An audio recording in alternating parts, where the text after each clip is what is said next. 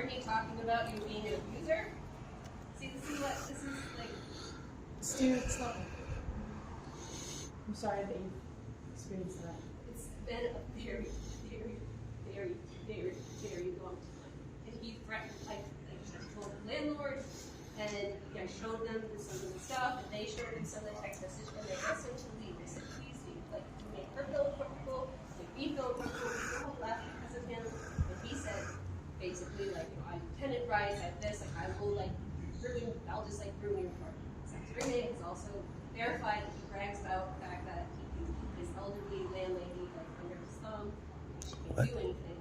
Kick him out. And look at his face. The way this is what an abuser does when they're listening to you talk about the abuse. They're looking at you, laughing, video filming me, trying to get me to act crazy, so that way he can say like that I'm crazy. And thank God I have not done anything besides how 3 or 4 times I have screamed, get in your fucking house, live in your house, leave me alone, like stop taking up so much space. Don't even feel comfortable, like walking with my lights on, and because he'll sit for 8-12 hours a day. Hey, what happened to a couple months ago? You said God said we're okay. What happened to that? No, I did not say that. God told me to tell you that I understood what was wrong with you, meaning I had empathy. You said we're okay. No, I did not, and you said, "Oh, we're okay," and I said, "No, we're not okay." I said, "God." I didn't say we're okay. I said, "God said that I understand." Oh, that was it. Okay. Because he told me he's a religious person, and I was having a conversation with God, and whatever this masculine entity, this is not God of all consciousness, this is Christian God, masculine entity God.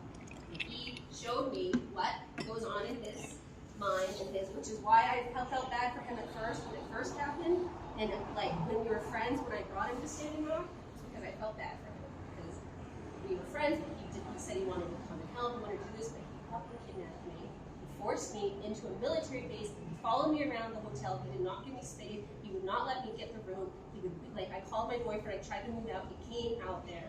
Like Ben came out there? Ben didn't come up there. No, I went in the hallway. See, look at this is what he thinks is fucking funny.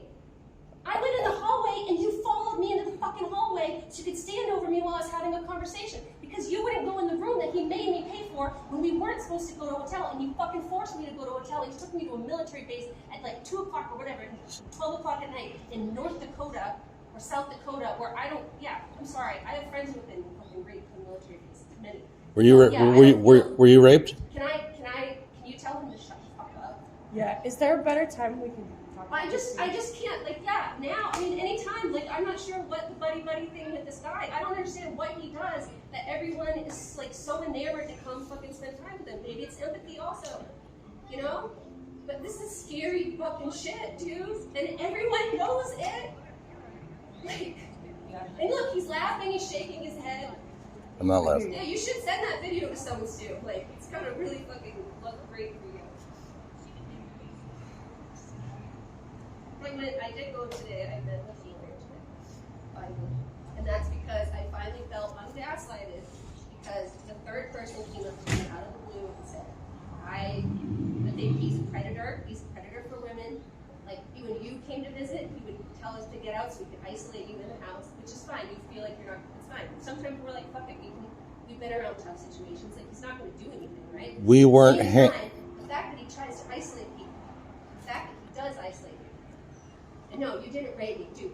When he tried to pull me, when we came back, he was like, we're going to get her, like, whatever. And I was like, no, we had made very, very, very... Veterans Day. I wanted Veterans Day breakfast. Like, whatever. And I started kicking the fucking driver's seat, We're nuts. The passenger seat. I said, if you go fucking take me home, we were like 40 minutes from home. Like, I'm going to break all these fucking windows and I'm going to call the cops. Like, you're not allowed to. Like, and then he was like, whoa, you're crazy, blah, blah, you know? And then I came home and I never talked to him again. And for 3 years, he stood there, Anthony, we would talk to Anthony, I'm going to get Sarah back, we're going to be friends again. Yes, you did. And then you even texted me, and we'll have the cops pull up the fucking phone message. He would text me late at night, you think we're not friends? We will be friends. 2 or 3 years after I had told him not to talk to me. That is not okay. Someone says no, 2 or 3 years later, you're still telling him, well, you think we're not friends, we are friends. And then that's when I said no, and I called Judy, and I said, no, he's like, I can't fucking do this. This has been 3 years of this fucking guy, like, you know, and so then I went to her, and she was like, yes, this is, and then he showed up drunk on his own and showed them a bunch of text messages he wrote to me that was telling me to fuck myself, he's gonna fucking get me, like all this stuff. And so then they were like, okay, yeah.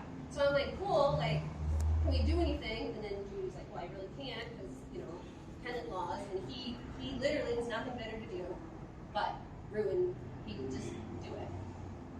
And the fact that he's taking me right now is so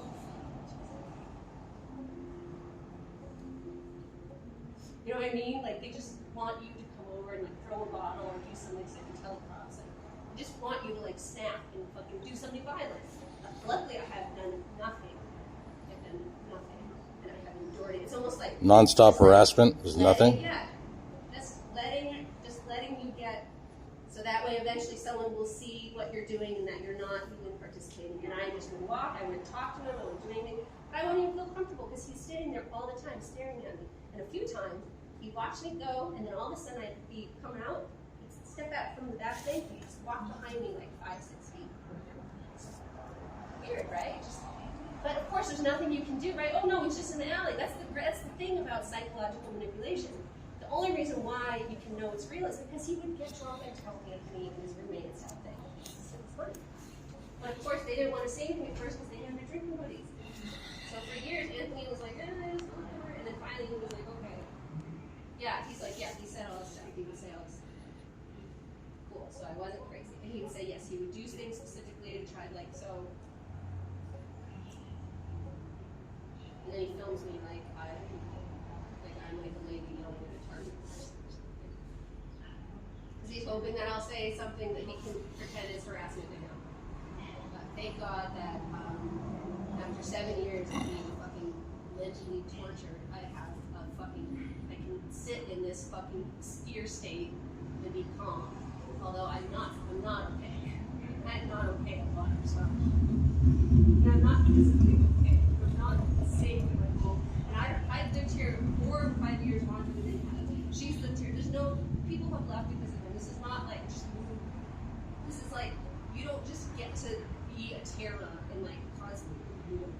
And you don't, and especially when there's like 7 people who have moved because of you. Like it's just sometimes it's just time for you to go and get rehab, go talk to your pastor, go take care of your mom, go do some self-work, you know, just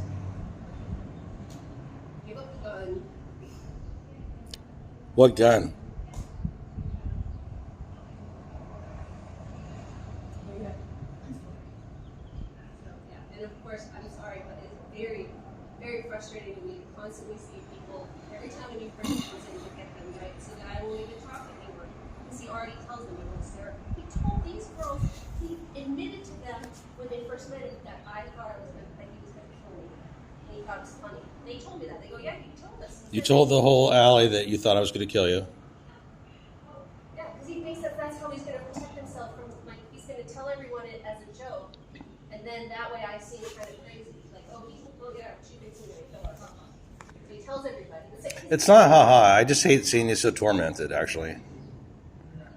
So it doesn't really give me any joy seeing you in this state of mind.